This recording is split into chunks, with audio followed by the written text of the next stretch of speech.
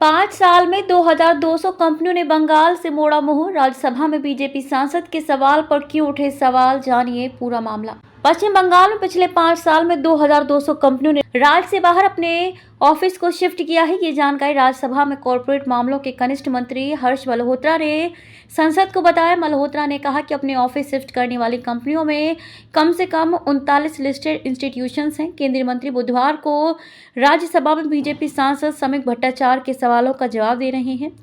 खास बात है कि राज्यसभा में इस सवाल को लेकर ही सवाल खड़े कर दिया गया है। सवाल पर हुआ हंगामा। मल्होत्रा के जवाब ने तृणमूल कांग्रेस को सांसद के सवालों को पक्षपाती और भ्रामक करार दिया। टीएमसी ने बीजेपी पर पूरी तरह से बंगाल विरोधी होने का आरोप लगाया। टीएमसी के राज्यसभा सांसद और पार्टी प्रवक्ता साकेत गोखले ने गुरुवार को कहा कि ये सवाल ही पक्षपातपूर्ण और भ्रामक है।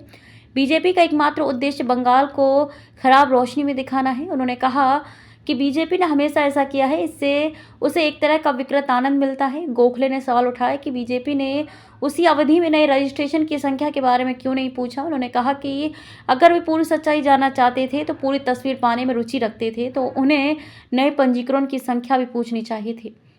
कंपनियों के अपने अपने कारण। संसद में अपने जवाब में मल्होत्रा ने कहा कि कंपनियों ने अपने हेड ऑफिसेज को ट्रांसफर करने के लिए कई कारण बताए हैं। इनमें प्रशासनिक और ऑपरेशनल सुविधा से लेकर लागत, दक्षता और बेहतर मैनेजरियल कंट्रोल तक शामिल हैं। हालांकि ये निर्दिष्ट नहीं किया गया है कि फर्म कहां शिफ्ट हुई है।